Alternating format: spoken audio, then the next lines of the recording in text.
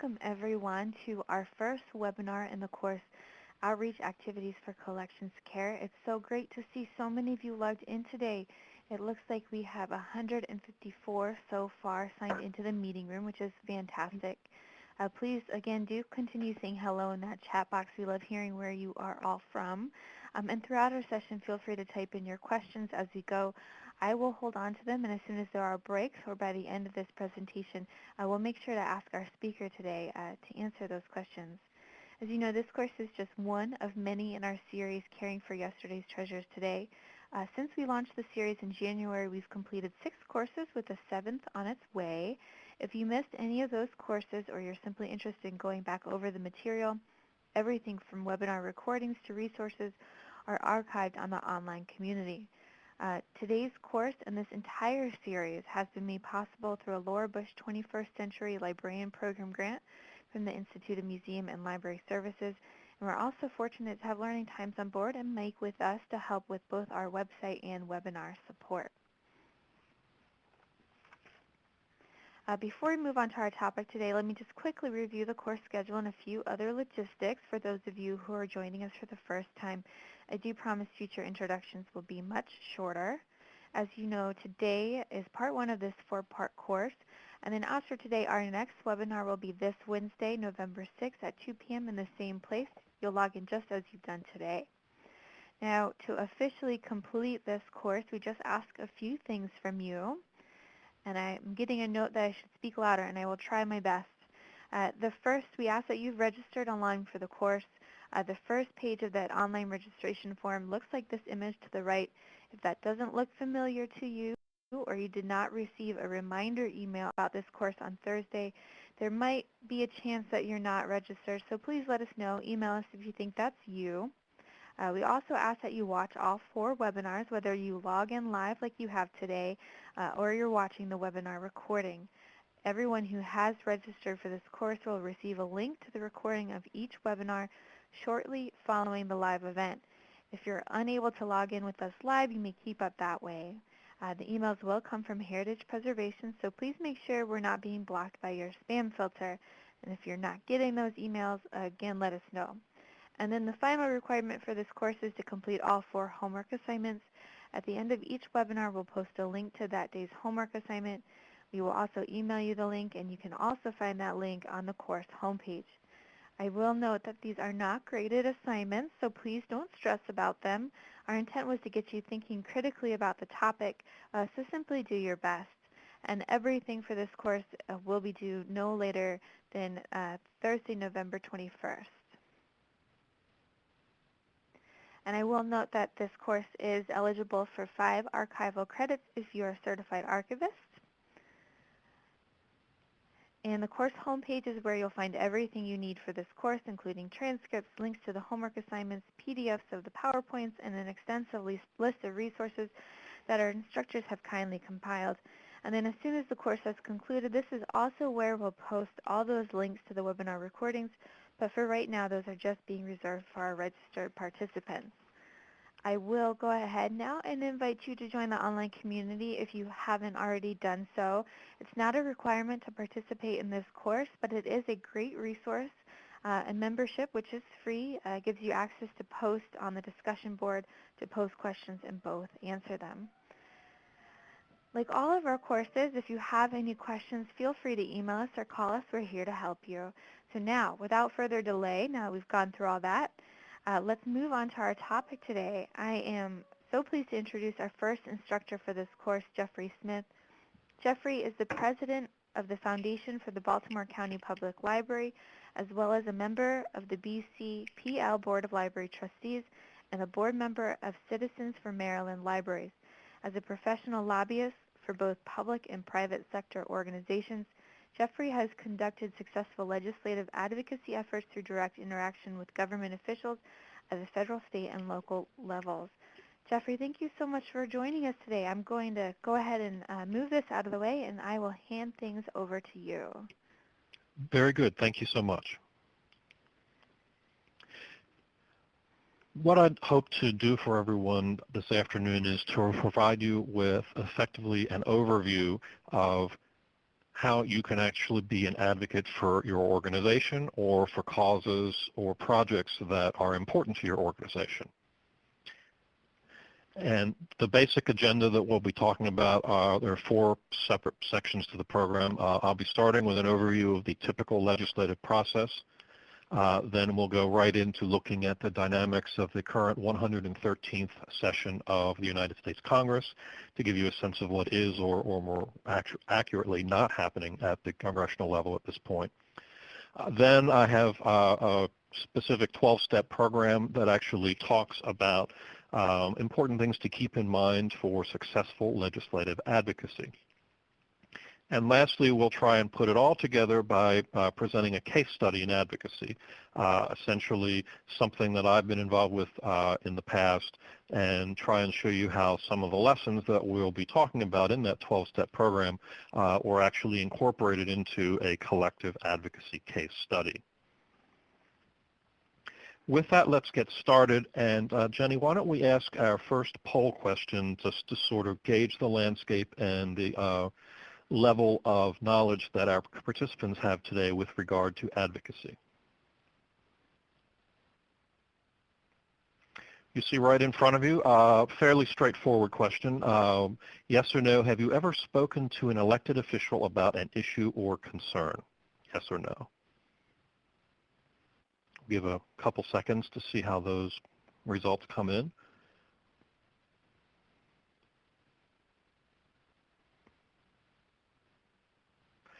Fairly evenly divided, a bit more on the no side, which isn't particularly surprising. A lot of folks are somewhat nervous or daunted by the advocacy process, or they don't necessarily know where to go or who to speak to. And with that, why don't we get right into looking at the overview of the typical legislative process. For our purposes today, I'm providing you what that overview would look like at the United States federal level, congressional advocacy.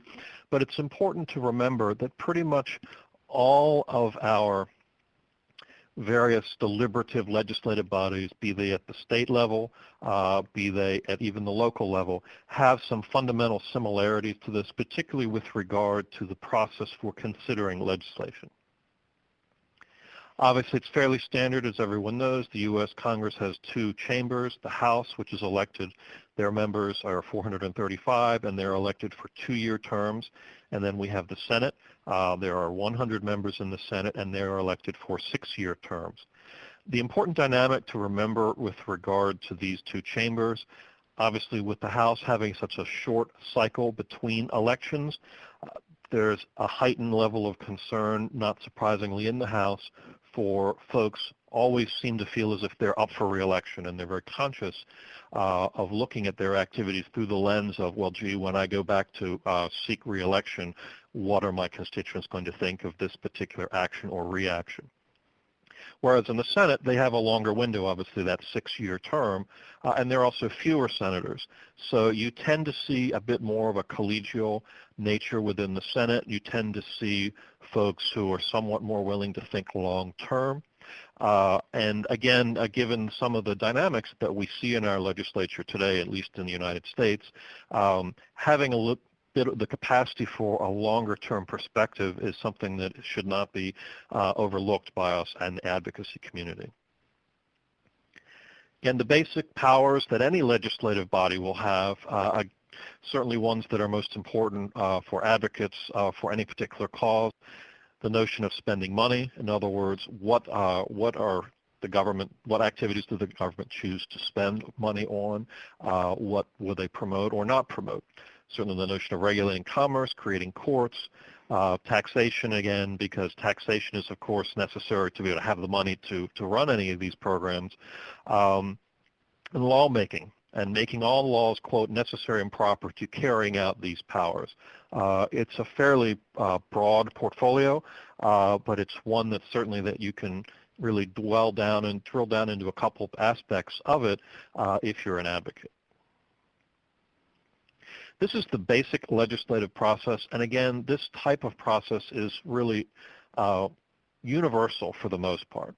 When a bill is introduced, it will be read for the first time in front of the full chamber. That's called first reading. And really, immediately after that bill is introduced, then it is assigned to a committee. These committees are generally split up by subject matter. Certainly if you're dealing with budgeting items, that would go towards an appropriations committee. If you're dealing with matters of the law, there'll be a judiciary committee of some sort. The committee process is really important to keep in mind because that's the meat of the process. When you have that committee deliberate, they'll have hearings, most likely on the particular bills, and then they'll make modifications or amendments to the bill as they deem appropriate. It will then come back to the full floor of the chamber it was originated in, where it will be discussed again. And at that point, additional amendments can be made at that second reader stage on the floor. And finally, after any modifications have been made on the floor of the chamber, the bill is read for a third time and is voted up or down by that chamber. If it is voted up, then it immediately goes to the opposite chamber, and this process begins again, and it's deliberated. Once the second chamber has actually gone through that process, if there have been any modifications to what they received from the originating chamber, there'll be what's called a conference committee to resolve those differences. At that point, once the conference committee has come together with common language for both bills, then it is considered one final time for both chambers before it is sent to the executive branch. In any deliberative legislative body, only a particular member of that body can introduce a bill, but anybody can write a bill. In other words, if there's a particular topic or issue that you are interested in or your organization has a particular focus on, you can draft legislation for a particular member should that member decide to introduce it on your behalf and then support it. At least at the congressional level, there are roughly 9,000 bills proposed during the course of any given session. Fewer than 5 to 10% of those are ultimately enacted. Many of those bills will actually initiate with the executive branch as a policy introduction or something that needs to be changed or the administration would like to change. Certainly like the Patient Care and Affordable, the Protection Act, the health care bill, that obviously was initiated in the executive branch, but ultimately decided upon and deliberated within the legislative branch. The three stages, again, we spoke about those in committee, on the floor, and in conference committee. The important thing to remember, any point in that process, a bill can die. It could simply be put in a drawer after a hearing if it isn't considered popular. It could even make it to the very final stage, and if you can't get agreement between the two chambers in a conference committee, it could die there. Again, just a little overview talking about the committees. Standing committees are the most important. Those are committees that exist in perpetuity going forward. And again, they are often decided by subject matter, appropriations, budget, health, commerce, and so forth. Select committees will be created for a specific time, for a specific purpose. Typically, they'll come together and produce some sort of a report, a blue ribbon report on a particular issue. Joint committees will have members from both chambers. Sometimes these are permanent, usually, again, focusing on a specific subject matter, or they can also be temporary. And again, as I noted, conference committees are those committees that come together to resolve differences in two distinct pieces of legislation.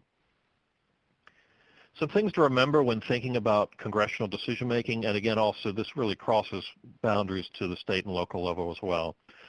It's almost unheard of that a legislator would disregard the wishes of their constituents, particularly on hot-button issues or contentious issues that get media attention. More often than not, again, folks are focused on getting reelected, and it's very unlikely that they're going to take a principled stance that really is at odds with what the majority of their constituents believe. That being the case, it's very challenging to discern what individual voters are feeling in any given moment. Certainly, there are a lot of opinion polls that are conducted, but oftentimes what a person will say to a pollster, but then the action that they may take ultimately in the voting booth may not always be the same. Perceptions of the representatives are very important. How they perceive their constituents, what they perceive their constituents' priorities to be. These are really important things for an advocate to take note of so that you can hone your message optimally in a manner that will really get to the meat of the types of issues that your particular elected representative is interested in. If constituents have little knowledge or interest in a particular issue, more often than not in those cases, the legislator will make their own best judgment as to what should happen with a particular piece of legislation. Now we're going to talk briefly about the dynamics of our current 113th Congress, and this will probably be a good time, Jenny, for us to go to our second poll question.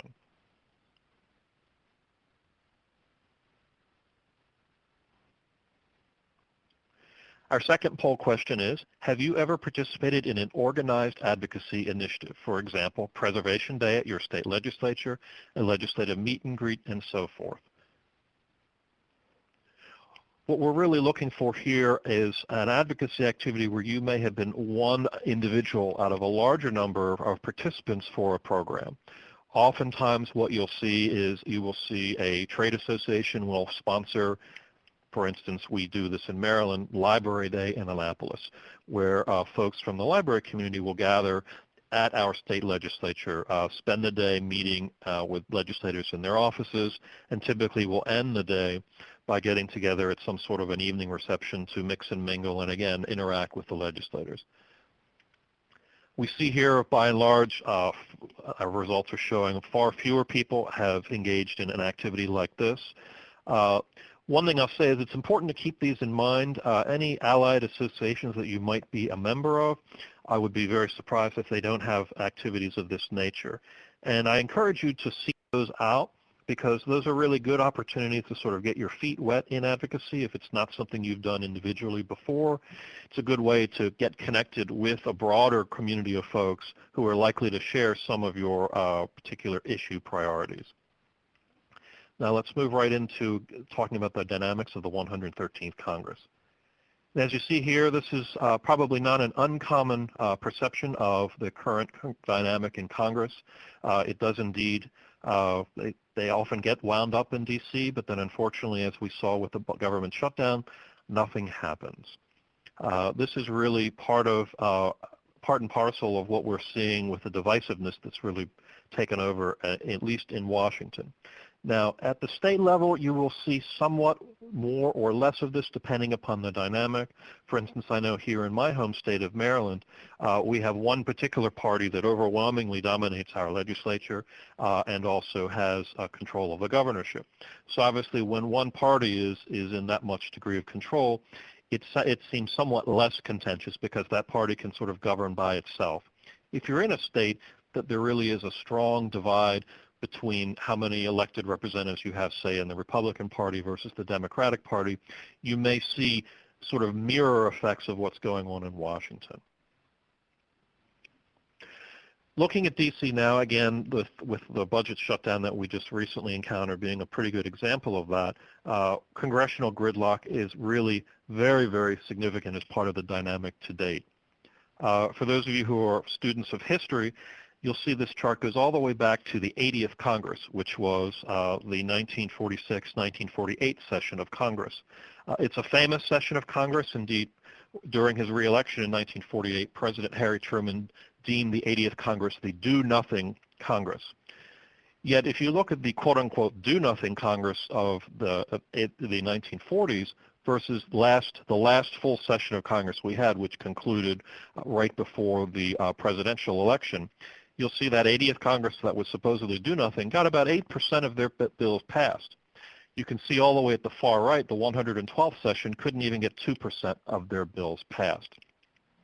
And the reasons for that, again, that there is a very broad divide between the ideological poles within the parties. And this next chart, I think, gives a good indication of that. The House of Representatives, again, not surprisingly, is particularly polarized. Essentially what you're seeing, this is showing the most liberal Republican in their voting record on the left versus the most conservative Democrat. And you'll see there are very, very few individuals in that center section. If you look again all the way at the top in the 1994, you'll see there's a lot of crossover in sort of the middle of the page.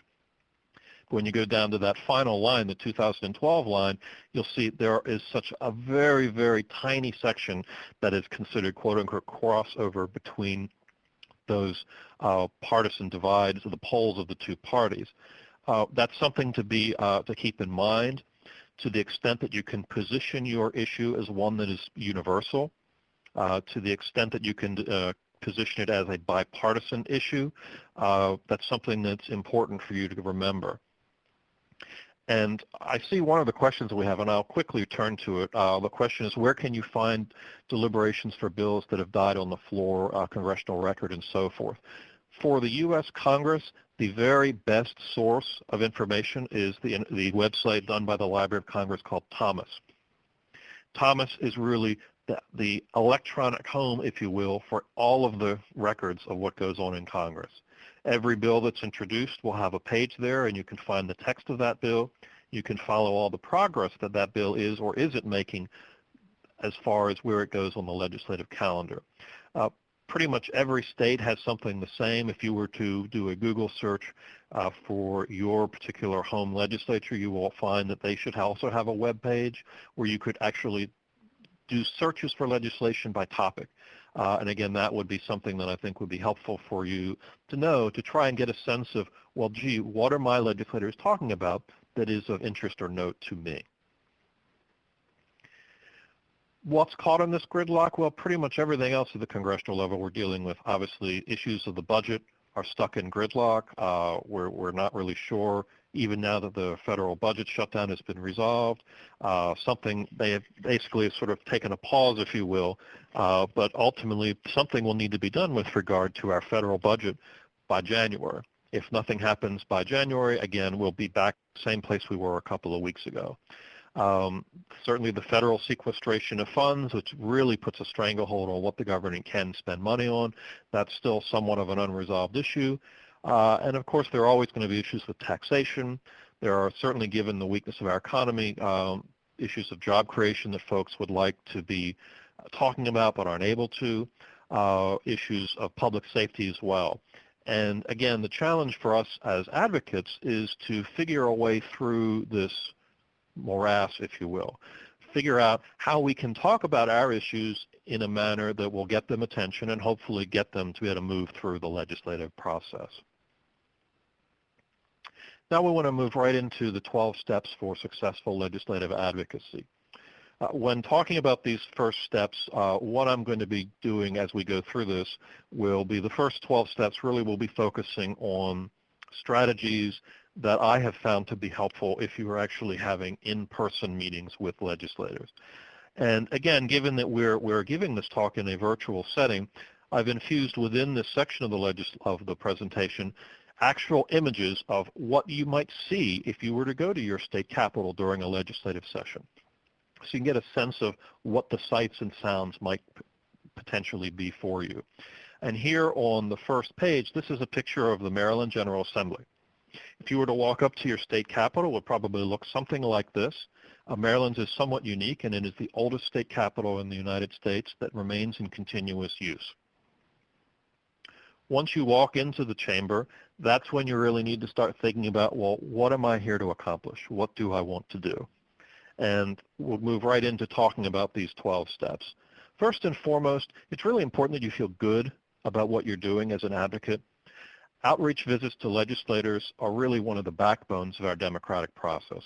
I know a lot of folks are turned off by government in this day and age, or feel that they don't necessarily have the knowledge or interest to be able to affect change, but indeed that couldn't be further from the truth. In fact, our ability as citizens to speak directly to our elected legislators is held up and embodied in the First Amendment to the U.S. Constitution.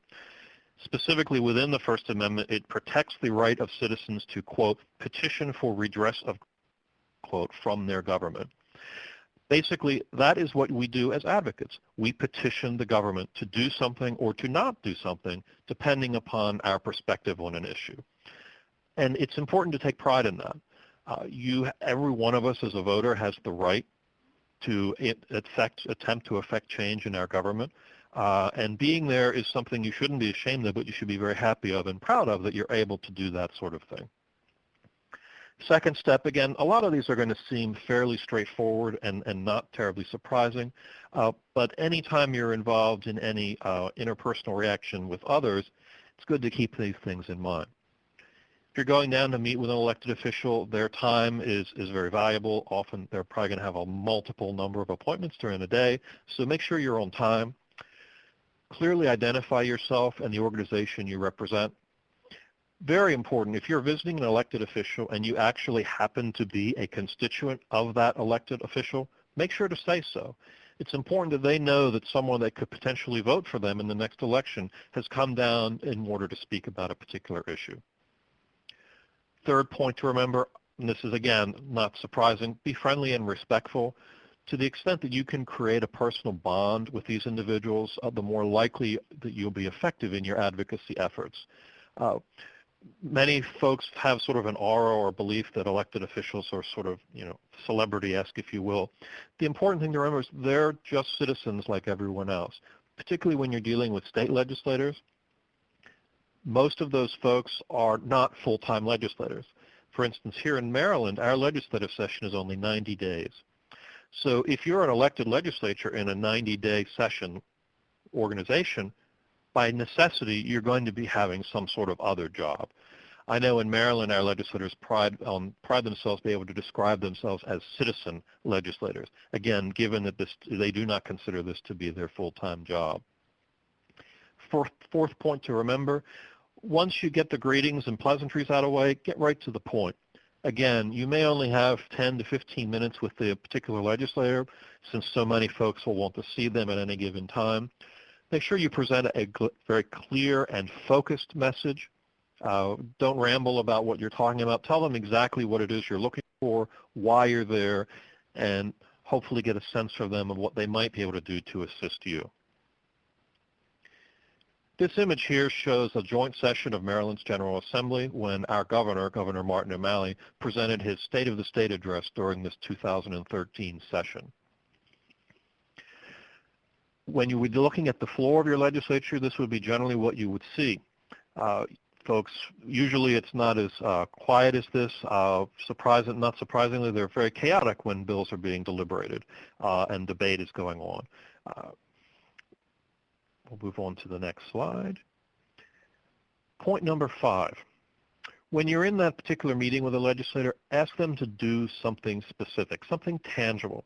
Say exactly what you want the policymaker to do using clear, concise language of your own, or if you have something that's provided from an advocacy organization, certainly do that. If the particular issue that you're there to speak about involves legislation, make sure to cite the specific bill's name or number. That way the legislator will be able to go back later to reference what it was you were talking about. I can't overemphasize the importance of point number 6. Don't overstate your case. Use very hard facts and data to support whatever your viewpoint happens to be, and make sure to leave that supporting documentation behind whenever possible. Ultimately, when an advocate comes into an office, they are providing information to an elected official. And that you would be surprised how much the elected officials rely on the information they get from advocates. Therefore, it's very important that the information you give is good data and honest data. Point number 7, don't be afraid to express an informed opinion about any issue, even if you don't necessarily think you're an expert in it. That being the case, if you actually are a subject matter expert or a particular issue, don't be afraid to let the legislator know that. Again, if they know that you have recognized expertise with regard to the issue of historic preservation, they need to hear that so that they know that when they listen to you, that what you're saying is actually based on your knowledge and the education and your experience from your career. The image here shows what I like to consider the heart of a legislative process. This actually depicts a panel discussion for a bill hearing.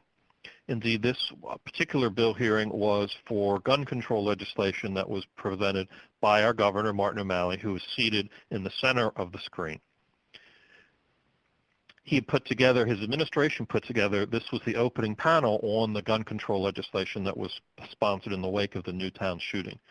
Baltimore County of Maryland's state's attorney is speaking at the podium. To the governor's right is Lieutenant Governor Anthony Brown, and to the far right is the superintendent of the Maryland State Police. Each one of them actually came to this hearing with a specific point that they wanted to get across to the legislators. as part of this bill hearing. Ultimately, the legislation was successful. It was probably some of the most contentious legislation I'd ever seen considered in Annapolis. Indeed, it's hard to tell from the picture here in this bill hearing, but there were literally thousands of people outside of those doors lined up all through the state capitol and actually going out into the street of individuals who wanted to testify on this bill. I've never seen anything like that in all my years in Annapolis. But it just goes to show that anyone has that right to exercise their ability to speak their mind on any issue. Point number 8 is very important. When you're meeting with a legislator or legislators, be prepared for questions, even be prepared for challenges. If a particular question from a legislator might throw you off balance because you're not really sure of the answer, don't be afraid to say, I don't know. Again, the credibility that an advocate brings to the table is their absolute most vital resource and asset. Don't say something off the top of your head that you think might be right, because you certainly wouldn't want to have to come back and correct yourself later. It's far better to say, Senator, I don't know the answer to that, but let me look into it and I'll get back to you. That way they know that you're giving them factual, honest data, but it also provides you with an opportunity for follow-up. Maintaining that credibility is actually vital to your success. Another part of advocacy goes on outside of the committee chambers. This gives you an example of a meeting of particular advocates for an issue. In this case, this was Marylanders who were in support of our state for becoming a leader in the development of offshore wind farms for the production of electricity. Part of what you'll do outside those chambers is to put together rallies or speaking occasions such as the one you see here, again, to put the spotlight on a particular issue that folks might be interested in. Indeed, to get that group of folks together, and what you'll see there, that really represent a cross-section. Again, given this was legislation that came directly from our governor, you'll see him there. He's certainly touting his support of it, but all of the individuals you see in that audience are from various facets of Maryland's community, particularly with folks who are interested in the notion of offshore wind power. Getting that type of broad-based attention for an issue is an important part of success in advocacy. Point number 9 is really important. Going and speaking to an elected official isn't just about telling them what you want them to hear. It's also about listening to what they have to say. Be a good listener when you're in one of those sessions. Give that decision maker or staff member of the decision maker the opportunity to express their point of view. Very important is this second item. Also listen for an actual commitment of support from them, not something that sounds like a generic platitude, but really doesn't mean much of anything. 10, again, is one that certainly seems obvious, but you'd be surprised how little this happens. Be very gracious. Remember to say thank you. I can remember my very first session lobbying in Annapolis. At the end of the session, I actually sat down and wrote out thank you cards for all of the individual legislators who had done something that was in some way helpful for me. Shockingly, I didn't realize it until I heard from some of them later that in many cases that was the first time any of them had actually gotten a thank you card from an advocate. Again, it's part of relationship building. Effective advocacy is really about effective relationship building. And building that relationship means that the next time you may come down to speak to that elected official, you're now a known commodity. They know you, they respect you, they understand why you're there, and hopefully that means in the future that would increase your likelihood of successful advocacy. At the end of any advocacy process, you're hoping to get a picture like this. This was actually a bill signing for a piece of legislation that was important to Maryland's library community, and it culminated a variety of advocacy activities that went on during that 2012, in this case, legislative session. To be able to get to the point that your bill is actually signed by the elected leaders of your state is really a sweet moment. It's one that you can certainly take pride in all the activities you had involved in previously, but also can give you a sense of where you might want to move in the future. Let's get to our last 2 points in the 12-step program. Get to know staff members of the decision makers. Again, elected officials are often very busy, so it's quite possible if you go down to your state capital or to Congress, you may not necessarily see the specific elected official. But if you see their staff members, that's important. Don't forget about the importance of staff. Particularly in a very busy, active legislature, staff members are really the key because they have to follow all of the bills, all of the legislation in support of their bosses. And they can often very, very importantly influence their thinking of their elected official bosses. Again, follow up again on point number 12 with a thank you note or letter. It also gives you a good opportunity to restate your position regarding whatever you might have met with the elected official about, but it also gives you that chance to provide any information you may have promised to that individual during the visit.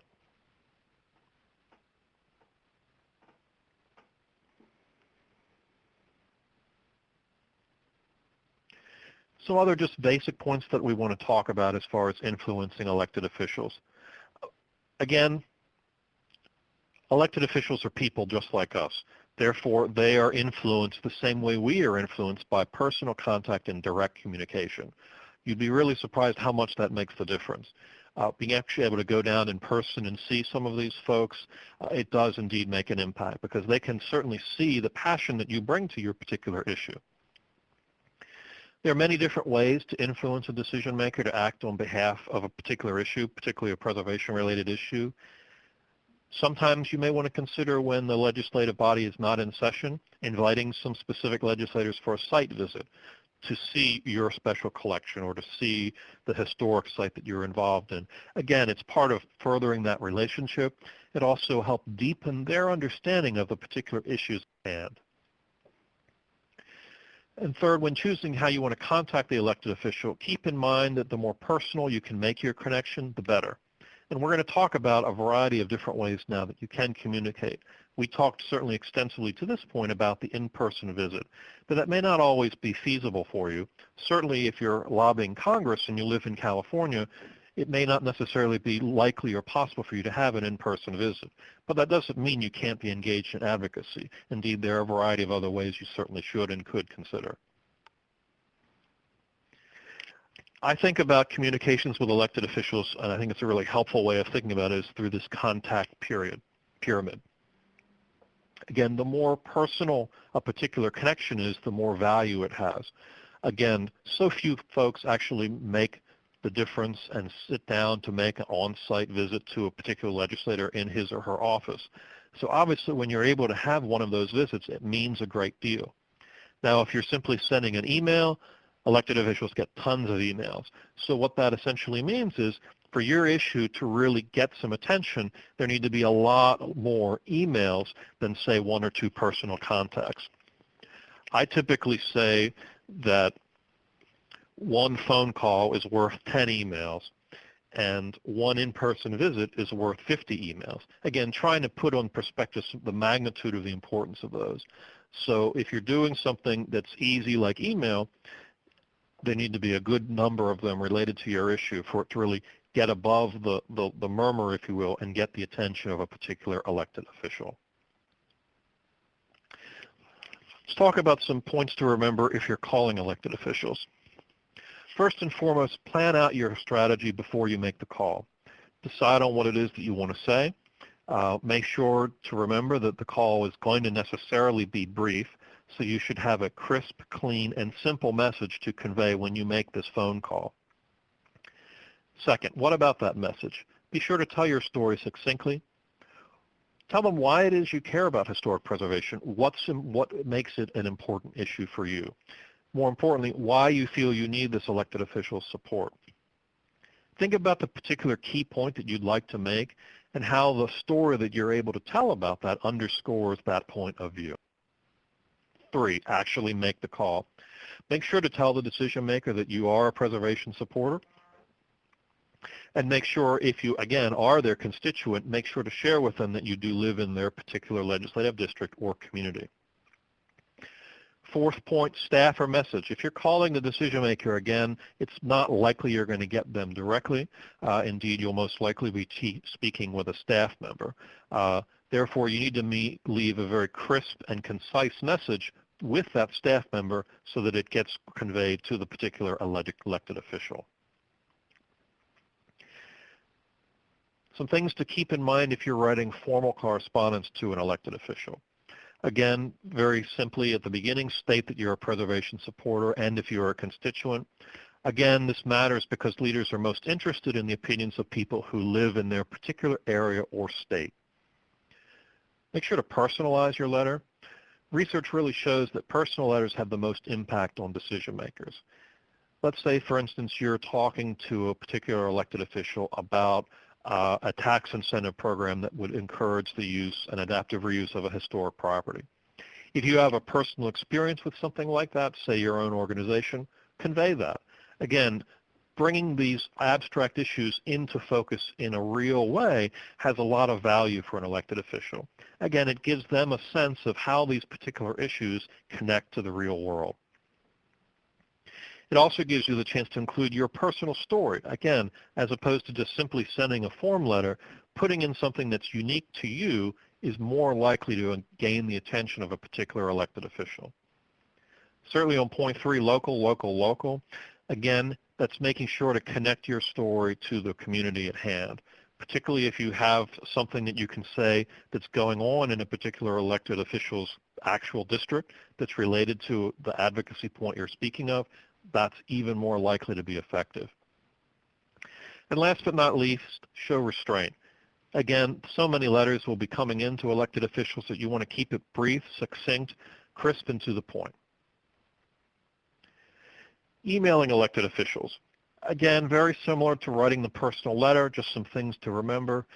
Make sure you use the subject line of the email to very clearly state what it is you're writing about. Again, if you're writing about a particular bill, put the bill name and number in there in that subject line. If you're writing about an issue and you're a constituent, make sure you say that you're a constituent and you're a supporter of your particular cause, in this case, historic preservation. Many times, larger advocacy groups will have sort of mock language for emails. Indeed, you may often get sent to you from any advocacy groups you may be a member of, form emails, if you will. And they ask you to send it to a particular legislator or to your legislator specifically.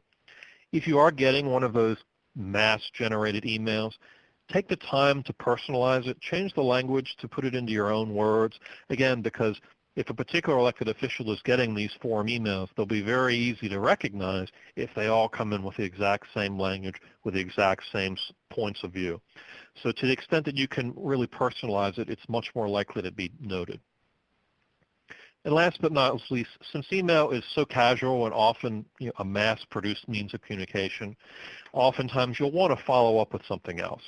Indeed, probably the best thing to do is maybe a couple days after you send your email, you may want to follow up with one of those phone calls, a personal letter, or even if possible, an actual visit to a legislative office. Now we're up to our fourth and final section, which is our advocacy case study. Before we get to that, why don't we turn right to our third poll question.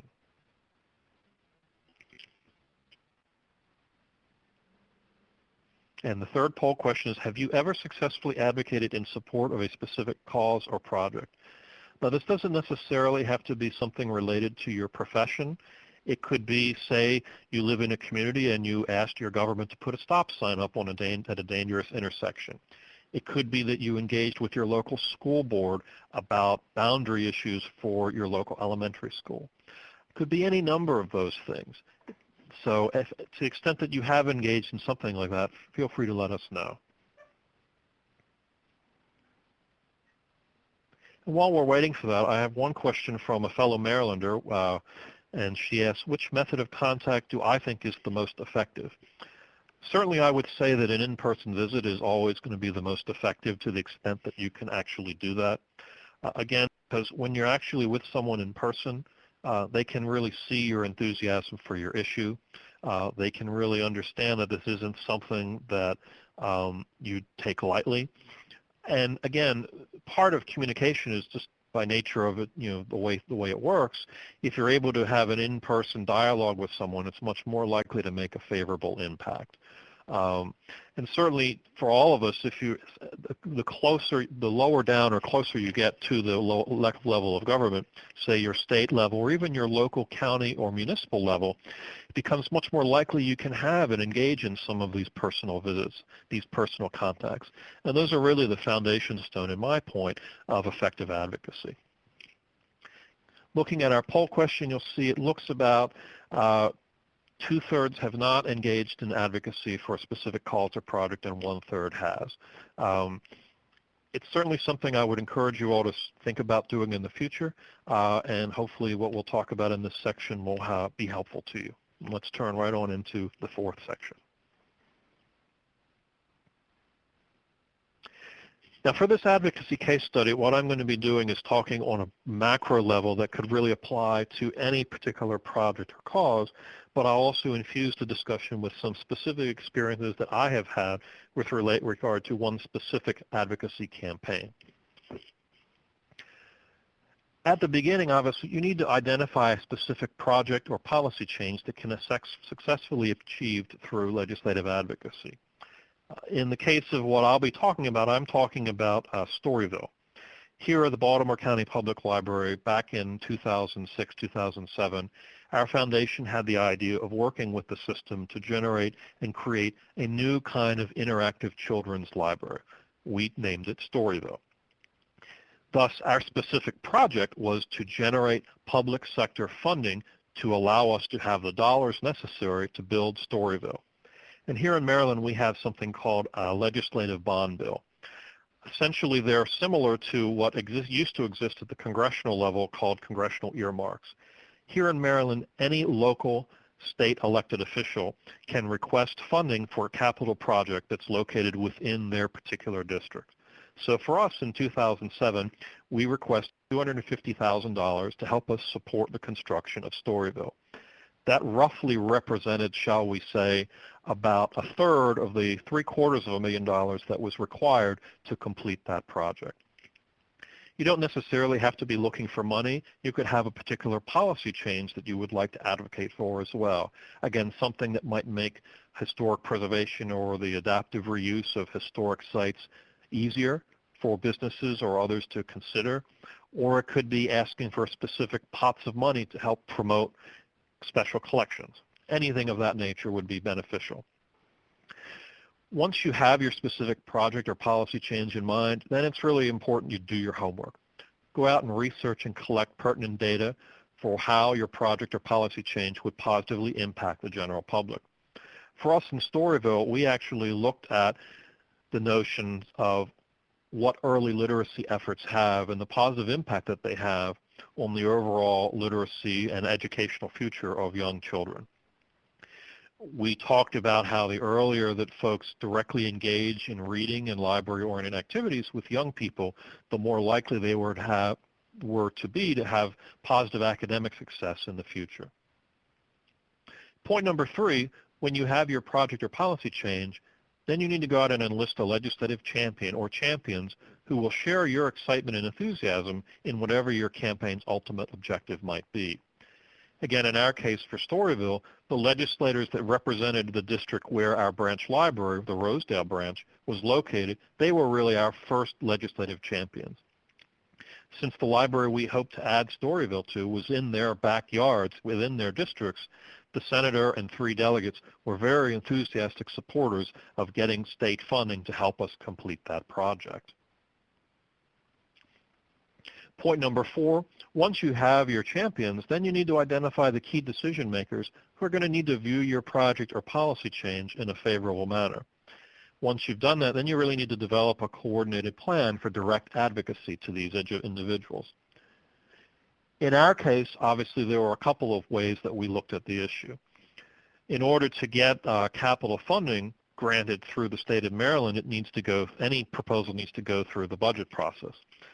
So certainly the elected officials that served on our appropriating committees, the Senate Budget and Taxation Committee and the House Appropriations Committee, they were our first line decision makers.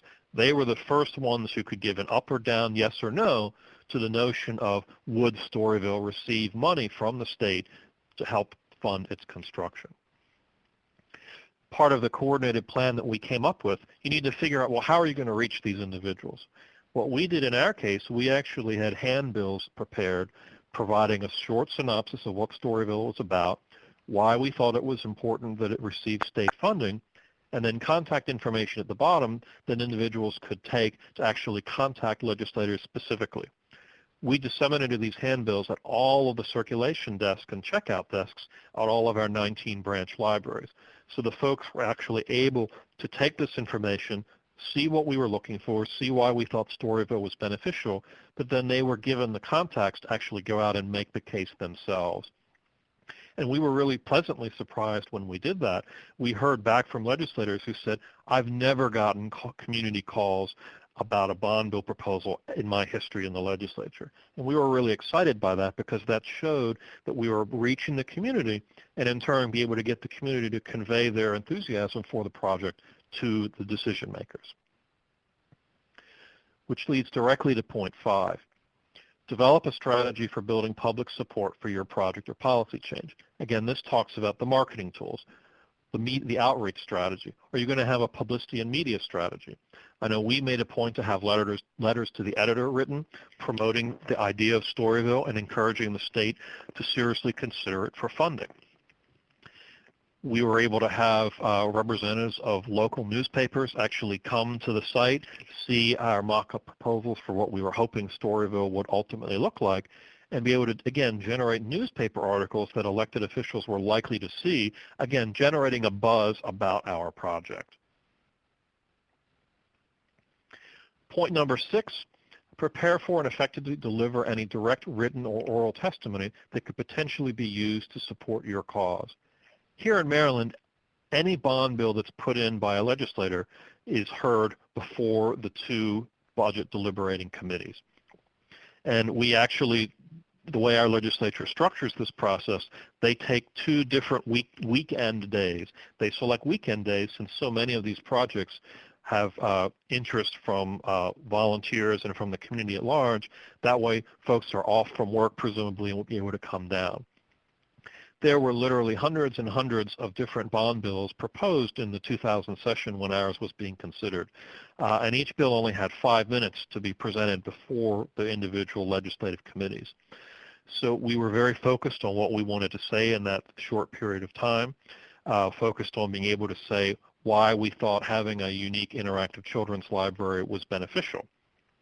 We also made sure that we had written testimony that was delivered at the same time, that later that day or even during the deliberating process, those elected officials could actually refer to our written testimony to be reminded of what we were speaking about with Storyville and why we thought it was a worthwhile project. Number 7 is really vital. Closely monitor the mechanics of that legislative process and any way that that process might impact the prospects for your project or policy change. Again, not unlike Thomas at the federal level, all of our state legislatures will have online web-based web products or websites where you could actually go and track the decision-making process for any particular legislation. You can actually go on, at least in Maryland, you can actually go on. You can listen to hearings as they happen, bill hearings as they happen live over the internet.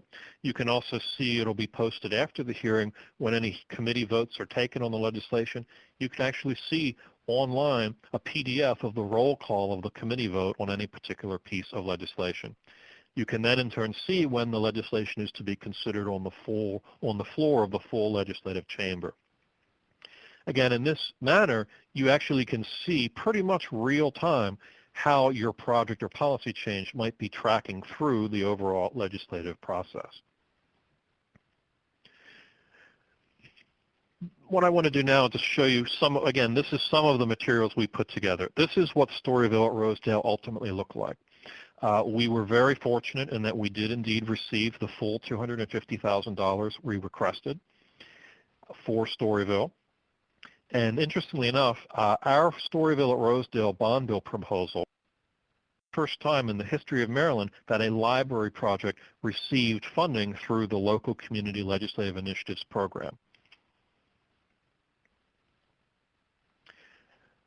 We ended up doing it again in 2009, 2 years later. Storyville at Rosedale was so overwhelmingly successful, our local county government wanted to build an additional Storyville on the west side of our county.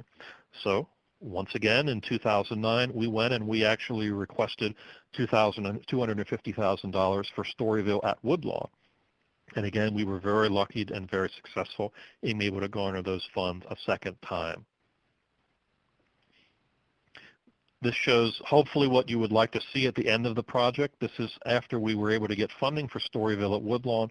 This was the 2010 dedication and ribbon cutting when Storyville at Woodlawn was open.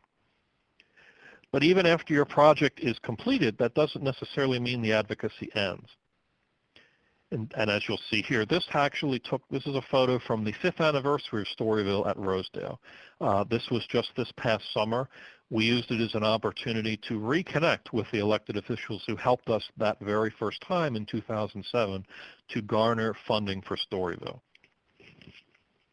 Being able to bring folks together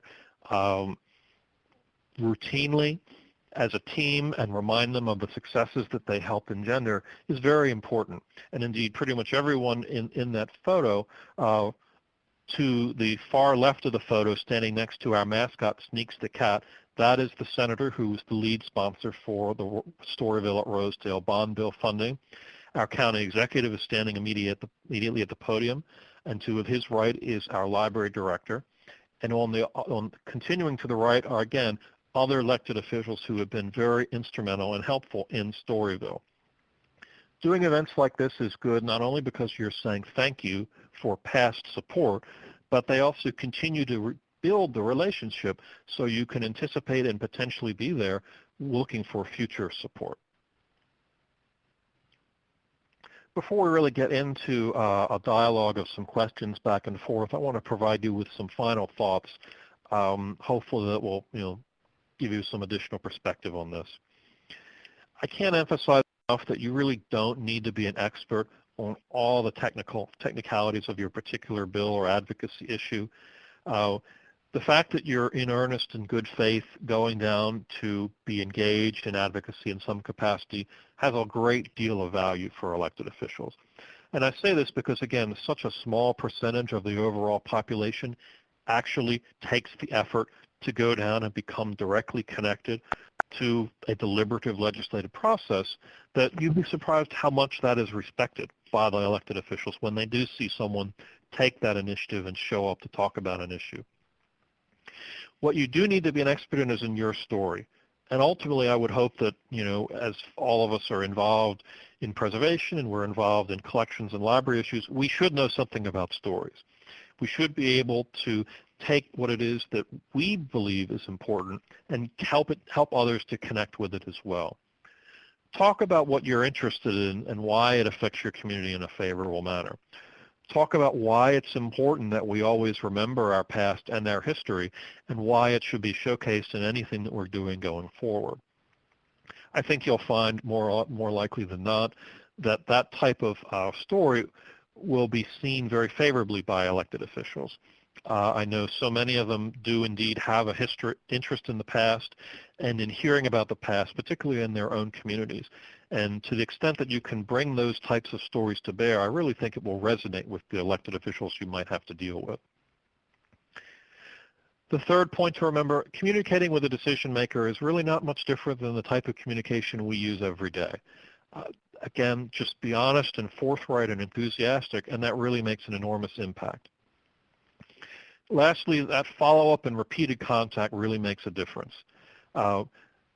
Send your decision maker any supporting information that you can to help them in the future. If you're involved in a local preservation organization, send them information about what your group has been doing of late. And again, to the extent that you can get them to actually come to a site that you're involved with when they're not in session, I think that has a great deal of value. This is just sort of a repeat of some useful resources. Again, these are the same resources that are on the home page for this particular program, but I do want to briefly illustrate sort of why I thought these are of note. The National Trust for Historic Preservation has a wonderful online advocacy center. I encourage you to look at it because it really does a great job of sort of laying out the national issues that the preservation community would be likely to be interested in. To the extent that there have been specific bills in the past, they're highlighted and archived on this site. But it also gives you a sense of, well, what it is the National Trust is really interested in promoting. And if you can see that from the national effort, it might help you to sort of frame in your own mind how your particular local issues may connect to some of the larger national concerns. Again, a very similar one below that, the National Alliance of Preservation Commissions. This is a very good advocacy review as well. The third one I put because I really thought it was a great way of showing what a local organization is doing and how they are framing their advocacy efforts. Historic Charleston has a great summary of their advocacy initiatives. They regularly host events for local elected officials from that Charleston community, and I think it's just a great way, it's really a great local example of how some of these online and other virtual advocacy techniques are really put together in one source by a local organization. Certainly, putting my library hat on, the last two are very important. The American Library Association has a great summary of advocacy legislation and issues. Again, particularly from the collection side of the house, this will really give you a good sense of, well, what's the library community doing on issues that are of concern to you. And the last one, ALA put together a couple years ago what I really think is a great toolkit. It's the Advocating in a Tough Economy toolkit. And what I thought was particularly helpful about it was that it really helped individual advocates to sort of frame their arguments in light of the economic challenges that we here in the United States have been facing in the past several years. Obviously, when there are limited funds in the public sector, that impacts us in a variety of different ways. And it's important to sort of be able to keep in mind what the fiscal dynamic is, particularly if you're looking to have a project funded. Be mindful of that. And ALA did a really good job with that, Advocating in a Tough Economy toolkit. With that, we will open it up to questions. Before we do that, this is a picture from Storyville at Rosedale. It's my wonderful family, and we're with our governor, Martin O'Malley. This was an event we held at the first anniversary of Storyville at Rosedale. With that, Jenny, why don't I connect back to you, and if there are any specific questions that you think we should be starting to focus on and I can try and answer, why don't we see about that? Yeah, of course. So we have some great questions. And one that just recently came up from a couple people, Claudia actually asked, she is a state employee and so therefore are not allowed to lobby the state legislator. What are some ways around that prohibition? And a few others have also commented that they're in a similar situation. They work for the federal government, but would still like to be an advocate. Well, there are a couple things to consider.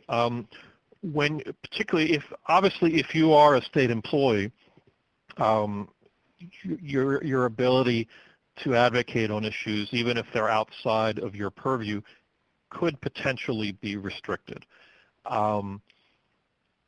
It's not necessarily a legal restriction per se, but it's more of a policy practice. Some states will have it, some states won't. Obviously, for instance, in my state, I was a state employee for a number of years. I served as chief of staff for our transportation department. And our general policy was state employees were able to advocate provided it was not within their specific area of focus as a state employee. So in other words, during that 2007 time for Storyville, I was working for the state of Maryland. I was allowed to advocate on that basically because it was not something that was covered by my daytime job, if you will. Other states may have it somewhat differently.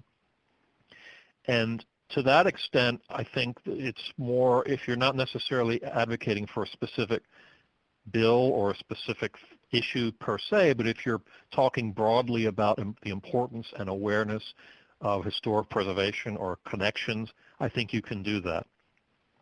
One thing that's important to note, if you're a nonprofit, or a lot of folks who are in a nonprofit organization will say, oh, well, we're not allowed to be engaged in lobbying or advocacy. Well, that's not entirely true.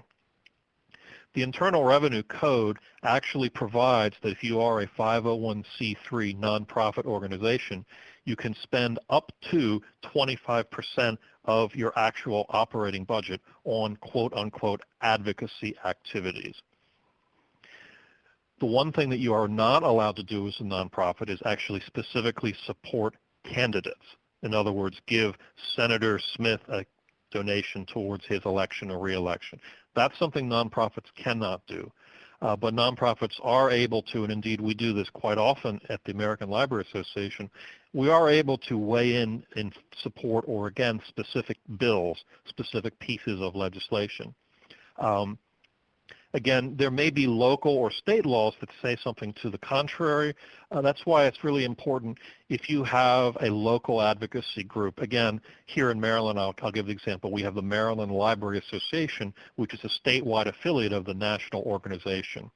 To the extent that you can turn to an organization like that and ask that for their guidance as to what is in or out of bounds with regard to state law, I think that would be helpful for you. But again, by and large, if you're talking about issues, if you're talking about specific pieces of legislation, nonprofits can do that. You just can't actually engage in support or opposition to candidates for office. Very interesting. And just to follow up on that question, a few folks were curious if you are working for a state organization, would a friends group, would that help you in lobbying and advocating? Have you heard of that before? It absolutely can. Indeed, the organization that I'm on the board of, that you mentioned one of them, the Citizens for Maryland Libraries, that is, in essence, it is what could be termed a statewide Friends of the Library group, in that we cover all of our state. We have board members and members from all over our state who pay to join us as members, and we are one of the principal reasons that CML exists is to promote and advocate in support of libraries to elected officials, not only those at the state level, but also at the local level, because again, at least here in Maryland, all of our libraries, our public libraries, are county-based. So they receive the bulk of their money from their local county operating budgets. But there is certainly a statewide component in that we do have formula funding provided by the state of Maryland to help support libraries. So certainly friends groups are very, very helpful, I think, in promoting advocacy, again, because they're really getting to grassroots advocacy. The closer your advocates actually are to the specific elected officials, again, the easier it's going to be to build those relationships. Okay. And then we have another question from Amber, and she says this may be a silly question. Amber, there are no silly questions, but she is curious, can one be an advocate without lobbying? I view the term advocacy and lobbying as essentially really one and the same. Mm-hmm. I tend not to always use the term lobbying because, for better or worse, that's become a bit of a loaded word in that more often than not, folks, there's this image of, oh, lobbyists, they're in a dark, smoke-filled room, something of that nature. But the same things that when I was a state employee, actually functioning as chief lobbyist in our transportation department, the same strategies I employed as a paid public sector lobbyist are the exact same things and strategies I utilize as a volunteer, not paid advocate for library issues. I've never actually worked in a paid, well, that's not entirely true. As an adult, I haven't worked in a paid capacity for a library. Now, when I was in college, I worked part-time in a library. But all of the advocacy I do in support of libraries today is simply by virtue of my being a volunteer for my county library system. Again, when I'm doing my day job, which is being paid as a lobbyist, I'm doing fundamentally the same thing. I don't view them as different, but again, as I told you, since the lobbying word can potentially have some sort of a connotation to it, more often than not, you'll see, particularly with volunteer groups or associations, they'll refer to advocacy, which is perfectly fine. Okay. Let me take a pause really quickly, and I'm just going to pull over the homework assignment for today.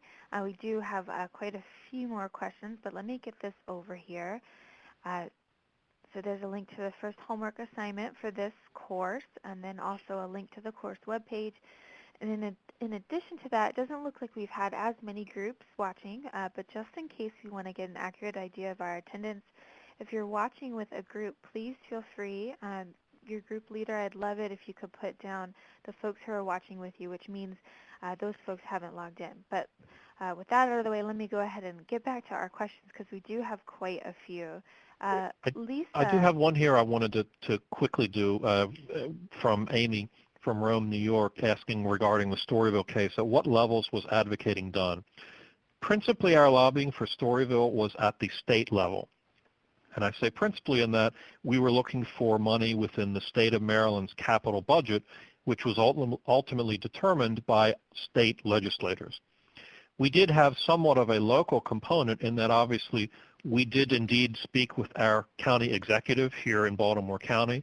We talked with him about Storyville because we certainly wouldn't want him to be opposed to the project, because more often than not what you would find is some of our state legislators, the first person they'd likely ask an opinion would be our county executive, since he is the local elected official who is responsible for library services. So we worked with him on the first time principally to make sure that he was supportive in principle for the notion of Storyville. Now, when we went for funding in 2009, that was really a partnership between our volunteer Foundation for Baltimore County Public Library and our local county government, because that second location really was generated by the fact that that same county executive we met with in 2007 was so taken with Storyville, he put money in his own budget for 2009 to build a second location. And in that case, he and the county government were our partner in funding that second location. So clearly that second round was very, very much a state-level partnership with our local partners, local elected officials standing right with us in order to generate support for that funding. And Jeffrey, this is just more of my question. In talking about Storyville and advocating, can you give us an idea of, how much time is dedicated to this? How much time people might want to allocate to advocacy? It would depend, of course, on Sure. every. Absolutely, it does. It would definitely depend. I think it depends.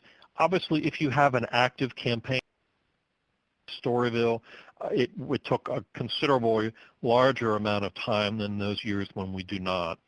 Obviously, in a case like that, you would probably, if you're a volunteer group and you meet monthly, you would want to have some sort of regular discussion at your meetings in the months leading up to your initiating a particular legislative proposal.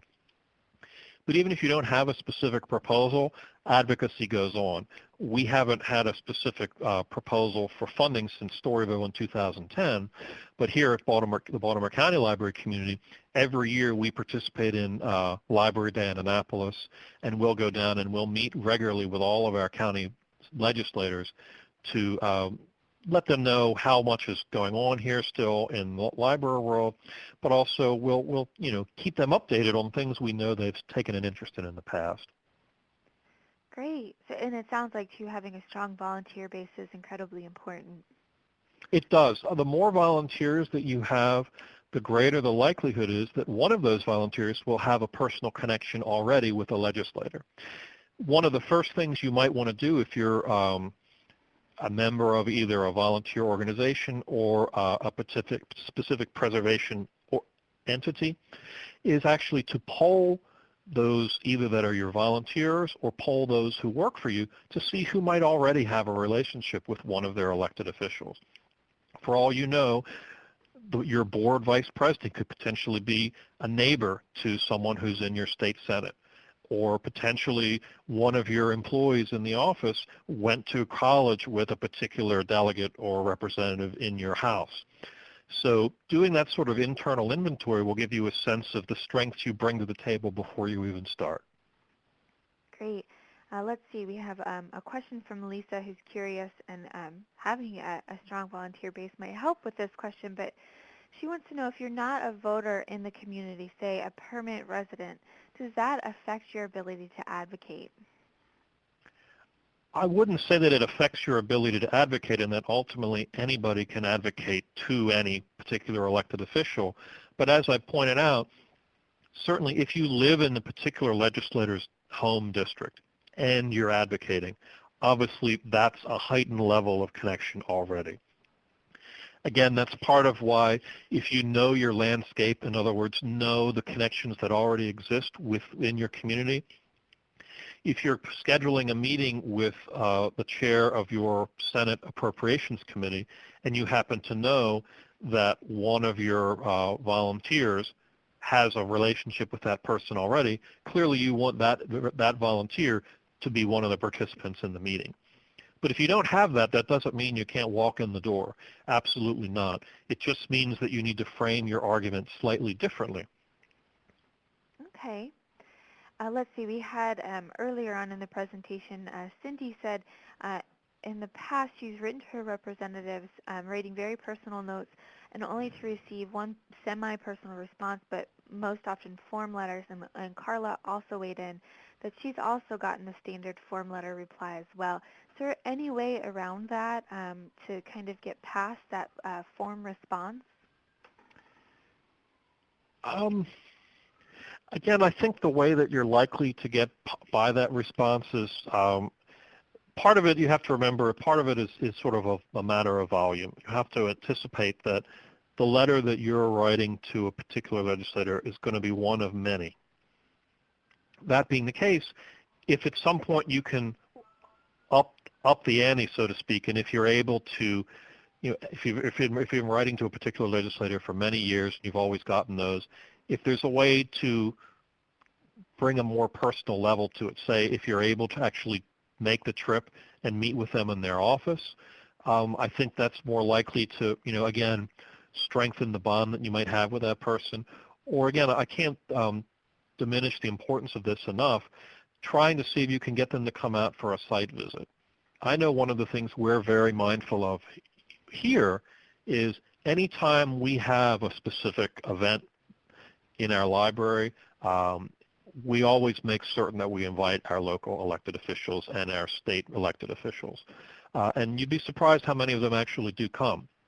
And doing something like that, again, I think it heightens for the elected official the meaning and value of whatever your particular cause might be, because again, they can see firsthand the benefits that your collection or your library or your historic site are actually giving to the community at large. I mean, I know when we've had elected officials in at Storyville and they see the look on a child's face when they're interacting with some of the exhibits there or listening during story time. I mean, you can't buy anything like that. I mean, that's the type of connection that's really priceless. And I think ultimately over time will burrow its way into the subconscious, if you will, of the elected official and really generate an emotional connection for them. Great. Let's see. We have just two more questions, and one coming from us from Germany. And I think this is a lot of us feel this way, that meeting face to face with someone can be awkward, especially if you're meeting for the first time. Do you have any advice on how to read your representative and how they might be reacting to what information you're sharing? How do you know when you've shared too much or, when to back off? Any advice on that Sure. face-to-face meeting would be great. Well, one of the benefits that we have with the internet today is that there's a great deal of information available. So one of the first things I might suggest would be if you're going to meeting with a particular elected official, go to the website. Again, let's say it's a member of Congress. Go to the Congressional website and actually go to their web page, and somewhere on that web page you're going to find a biography for that person. I encourage folks to just sort of read that before they meet with the person, just to sort of get a sense of what you might find there. Again, in the interest of trying to immediately come into the room trying to build a personal rapport. You may find, for instance, that, say, a congressperson that you're about to meet with is on the board of their local library system, and something of that nature. Or maybe they were involved in a historic site or somewhere, or maybe, say, in their day job, they were a history teacher or a professor. If you can find things like that to tease out and be able to find points of commonality between yourself and that individual, again, that's more likely to increase the bond. If you're able to go in and say, "Oh, Senator, I saw that you've been involved in your local library system when you were earlier in your career. Again, trying to build a conversation point. Not unlike what you might do if you were socializing with folks at a party is you just sort of listen to hear where you might find some commonalities between what they're interested in and what you're interested in. As far as getting a sense of where they might be coming from on a particular issue, you really should pay attention to their body language. Are they nodding along with you as they're talking? Are they taking notes and writing things down while they're speaking with you? Do they seem engaged and receptive in what you're saying? Is it an active conversation, or are they just listening politely? All those types of cues are the sort of thing that would give you a sense of, is your message getting through, or do you need to try something a little different? That is some great advice. Um, let's see, we just have one more question from Kimberly in Delaware. She's curious, how do you use lobbyists to help in your advocacy? Again, I think it depends on the particular organization. Again, I'll come from the library perspective.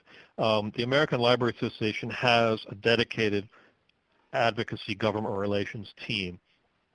And I think in that setting, having actual full-time staff members being able to be in a position like that, it helps us as volunteers because we have ready information.